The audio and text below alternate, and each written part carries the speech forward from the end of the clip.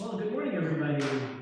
Welcome. Welcome back to the Love Club, Season 2, Episode 23, The Way to Freedom, starring Kressa and Ollie.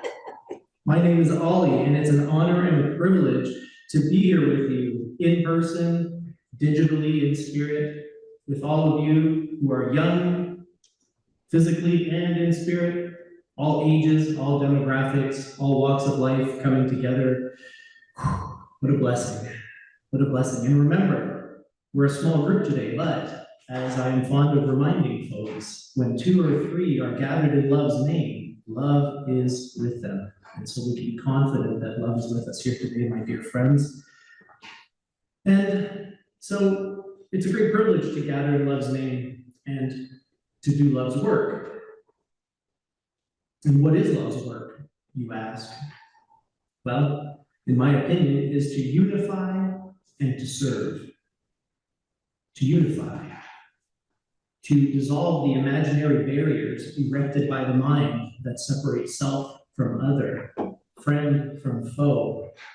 To integrate, to make whole, which, by the way, the word holy, when we talk about holy, holy, holy, literally means wholeness. They're the same root word. To integrate, to make whole, to serve each other, this community, and then the world at large. That is love's work. And if you're anything like me, you might feel a little bit daunted by the task because it's not a small one, which is why we do it together. It's why we gather to magnify the gifts that each one of us brings to the table, to amplify the light and the love that we cast out into the universe.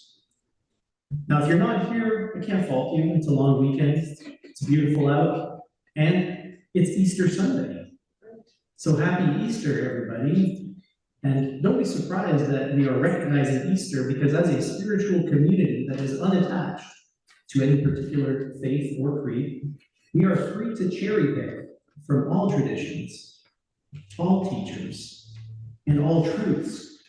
We're free to integrate and employ any spiritual teaching, any spiritual practice, or any ritual that strengthens our resolve and improves our ability to do love's work, just to unify and serve. And so I don't hesitate to recognize and even to celebrate Easter. Because when we remove the Orthodox Christian lens from before our eyes, we can easily see that Easter, along with Jesus' death and subsequent resurrection 3 days later, is about much more than forgiving us for our sins. Indeed, anyone who has spent any amount of time working in the yard this weekend, outside, knows that this death and resurrection is about far more than so-called original sin. This death and this resurrection is an annual event that we get to bear witness to each and every year.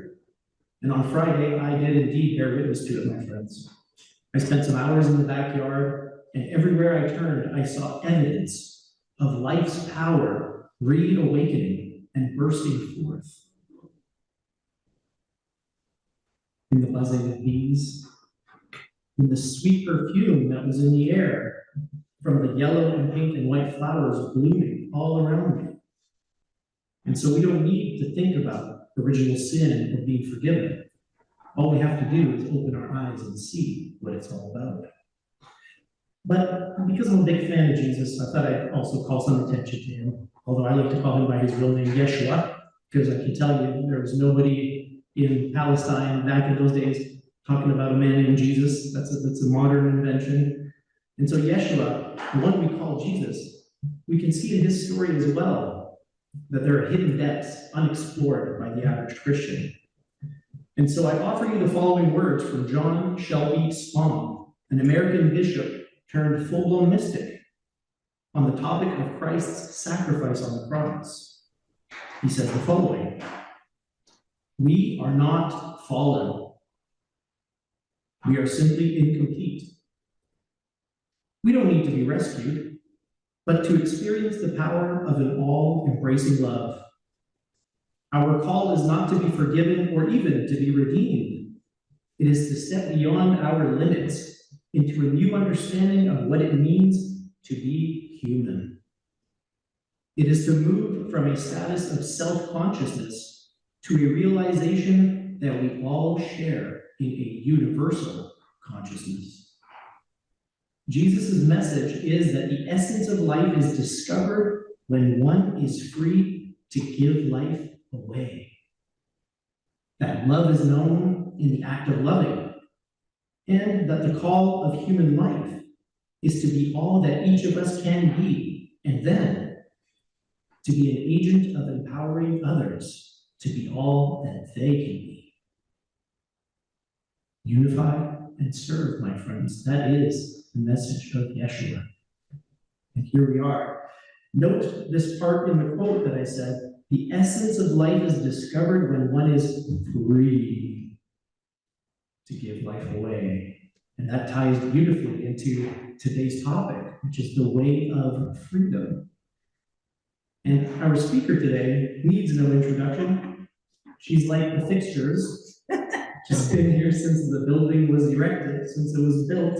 She's been a part of our community since day one. She is a loving friend, companion, guide, teacher, student, healer, and many, many other things that I don't have the time to list. She is a wonderful, complex, and wise human being. And we're all very, very lucky to have her in our community and to have her here to share her truth and to talk to us and lead us in a discussion about a topic that is extremely important, or should be extremely important to each of us, which is to say, the way to freedom. So without further ado, I'm going to reorganize the microphone real quick for you and the camera, and we'll get you going. Good morning, everyone. There are very few of us today, but that's awesome. And welcome to folks online, to Colleen and to Liz. I'm glad that you could join us this morning. So the way to freedom, that's my topic today, but we're going to get deeper into that. So let's start talking about freedom. And I want this to be an interaction here because there's just a few of us here today, so I really want more discussion than just me talking away. So but I want to give you a context about freedom. To me, this is more about inner freedom. So what do you think that looks like? What does freedom look like to you?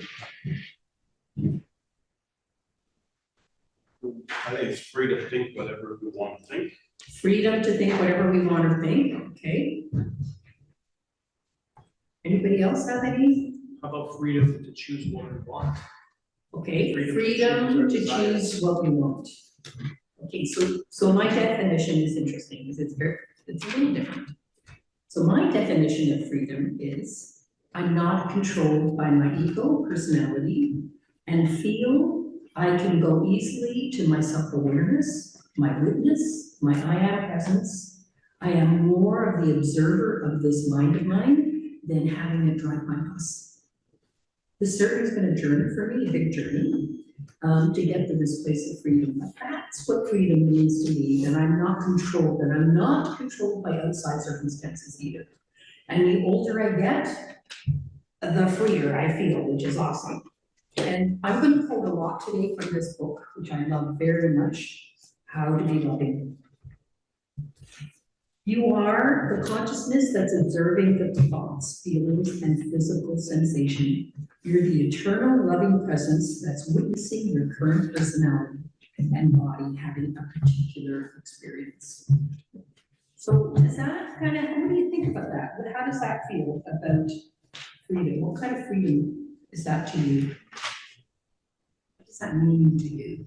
That resonates with me because strangely last night and this morning, my mind was not free. It was absolutely haunted with negative thoughts. And I was trying to touch on that self-awareness you just mentioned. Yes. To just push the ego away and let that negativity go. It kept me awake for hours. Wow. That's a good example. Thank you for sharing that, James. That's great. So, anybody else have anything else to offer around that? Does that resonate with you? To me, there's one more thing, is the freedom to do, not only what to think, but what to act. What are you doing? Yes. To me, freedom to do is something that I need. Okay, freedom to But do. it's very loose word because it needs to have restrictions, which mean that I can't do anything that in any way negatively influencing anything or anybody else. Okay, That's, I feel freedom as long as I obey that sort of restrictions, right, okay. which makes, to me, that is a kind of nearly a definition of a creator, creating something new. Right, That's to me, freedom to create something. freedom to create something. Yes, that's a good one. Okay, so I have a quote here. I'm gonna have lots of quotes today. Because we're gonna get deeper into what's stopping us from freedom. Okay, so this is a quote, and I've actually made a bookmark of this quote, and I'm gonna leave it here. Anybody who wants it, you can have it. All suffering comes from wanting things to be different than what they are. All suffering comes from wanting things to be different than what they are. How we see ourselves and interpret the events of our lives is what creates suffering or fulfillment. Resonate with that? You said that again? How we see Okay, how we see ourselves and interpret the events of our lives is what creates suffering or fulfillment. Because you can see something that's really difficult, which I'm going to get into today, but maybe it's a good thing. So it's just, it's all in kind of how you see it.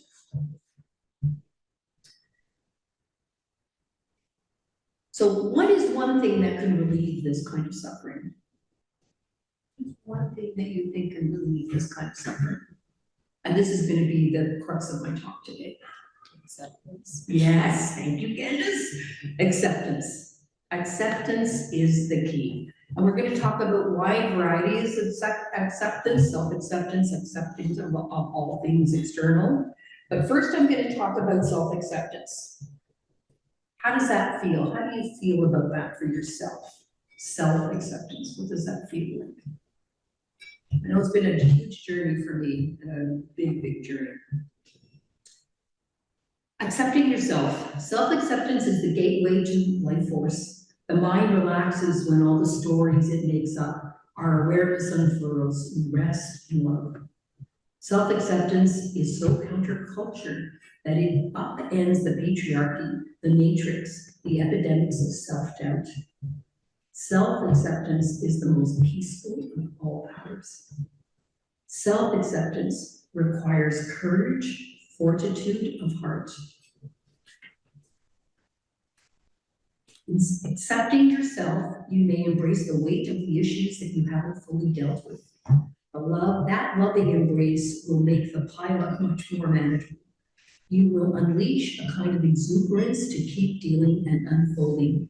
Self-acceptance is fierce responsibility, a ruthless compassion, and as you moved into the center of your heart, where all things are included and revered, then you can relinquish all the projections that you put on this world about who to be angry at, or who's even angrier than you, or who's brighter, or who's righter.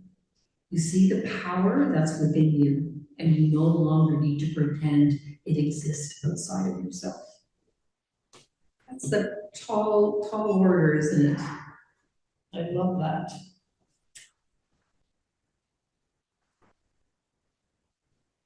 So I know that for me, self-acceptance has been a huge journey. Part of it is my background and the kind of way I was brought up.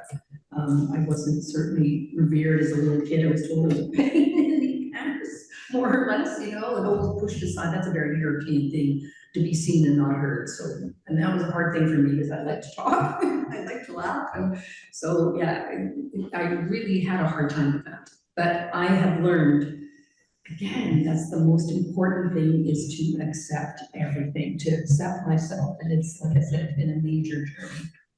All right, thanks.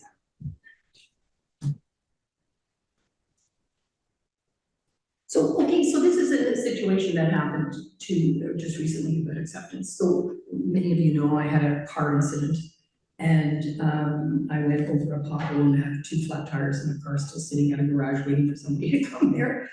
But what was interesting for me when that all happened was to reflect inside, and I thought, about this whole thing. There was no whole junk going on in here. I mean, again, I had a whole full weekend, I had things to do with kids, I had company.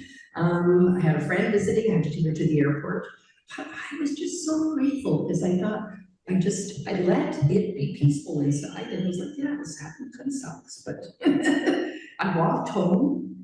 And because I wasn't railing against what happened, and I was just accepting of it, then I could get to the solutions easier. And it was like, okay, yeah, I got a rental car because I've got things to do. I called the insurance company, put a claim in. Anyway, did a whole bunch of action things, but the whole time I stayed totally peaceful. And what's even more interesting is later when I was looking at it, I thought, wow, there were some really good things that happened. I looked at the positive instead of what the challenge was. Number one, I got a really good deal on the car rental, $34 a day, which is unheard of. So, I just looked, yeah, right, 34 a day for a car rental. And just all the other positive things that happened around it. But because I was in a place of acceptance, then you can allow solutions and things to come to you much easier, right? So another form of acceptance, so let's talk a little bit about accepting the outside world. So this is sometimes a challenge for probably a lot of people, right? So now we're going to put the lens outwards. So from self-acceptance to accepting it all, I mean all the good, bad, and the ugly. I know this feels like a tall order, but it is so freeing. It's really freeing, like just this whole example of my car, so freeing when you can just let things be the way they are. It doesn't mean that you have to like it, and it doesn't mean that you can't change it, but you can't do anything until you accept it. I had a classic example of this. I was teaching a course a long time ago in Ontario, and I was teaching a course called Be Clear, I think it was, I can't remember what it's called. And one of the principles of being clear was to be accepting of yourself, of everything around you. And I had the student stomp up, and she left her seat and started stomping out of the room and yelling, "I can't accept this." And she left and never came back to the class. And so it was interesting for us, so we all just watched her leave, and we used it as an example to say, okay, so how she's not accepting whatever it is, we didn't know what it was, she's not accepting it. How is that affecting her? How much energy did she expend being mad about what it was and being angry and hurt or whatever her feelings were? So it was a good example for us to say, okay, when you're not accepting of things, then that's what happens. And so I don't know if she never came back, so never knew exactly what happened. Again, so it doesn't mean you don't have to like it, you have to like it, it just means you have to accept it, whatever it is. And that way you can stay more solution focused. So let's talk about this more, accepting things. Accepting things as they are is the decision to grow instead of being stuck. We choose to expand rather than contract. We perceive all events are welcomed and unwelcomed to be a form of healing. The shift into or out of a relationship, the new chapter, the physical challenge or miracle, upheaval or period of peace, it's all for our expansion. Accepting that everything we experience is for our growth moves us from feeling punished or cast out towards a sense of being on team higher guidance, which I love that, team higher guidance. This access to its infinite possibilities. Accepting what is moves us from feeling done to by life or doing life with life. We up level from victimhood to empowered partnership. We're not in hiding. We get on the dance floor, we move with the rhythm of the situation. It may feel confusing, frustrating. Some days life is a mosh pit. I like that. Other times, we flamenco. Now, this is really powerful, and you and I have talked about this line that's coming up. Life is not happening to us, it's happening for us. And Candace had quite an experience around that when she was ill once, and that's very profound. And even more empowering to realize that it is happening for us. And again, acceptance is about getting out of your own way. How does all that feel? Feels easier said than done. Yeah, Stole the words right out of my mouth, buddy. absolutely, 100%. I mean, again, I've been working on this acceptance thing for 30 years, right? But yeah, it's easier said than done for sure. But again, I think it's so critical to work on this, and when you see yourself railing against something, go, hey, wait a minute, back up again. And don't let your mind control how you're gonna feel, because your mind is gonna come up with all kinds of stuff, right?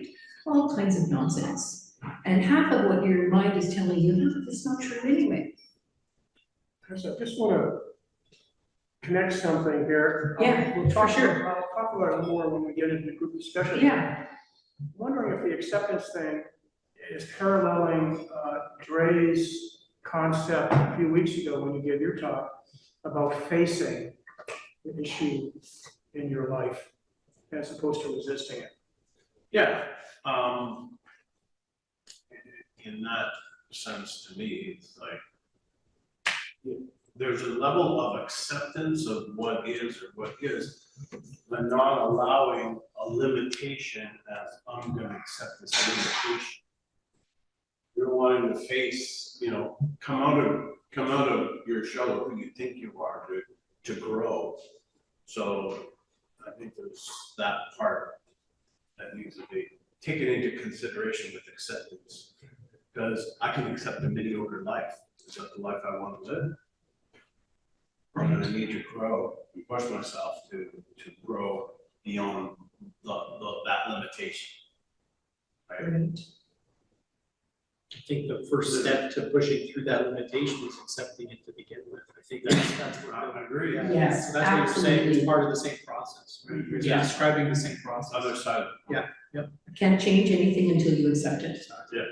Yeah, So- yeah, if you're denying it, then there's nothing to fight at, to work through. Right. Yeah. Yeah, very good, thank you. Does that So answer that- your question? Yeah. Okay, so here's another form of acceptance, and this is a really interesting one. And really reflect on this. Another form of acceptance is the acceptance of all good. Are we really open for all good to flow in, or are there walls? I had a tremendous amount of scarcity mentality growing up in a European family where, my mother used to say, my father was a rich man with a poor man's wallet.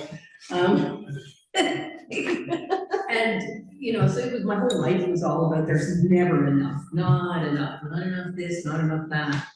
And boy, that's been a journey for me to overcome that and to really be open.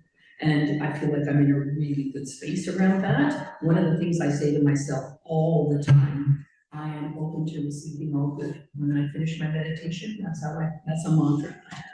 And boy, does all good ever come in, even in a circumstance, right? There's still lots of good things that happen around my car issue and stuff, and hopefully things work out for me and poor Star is back on the road again soon.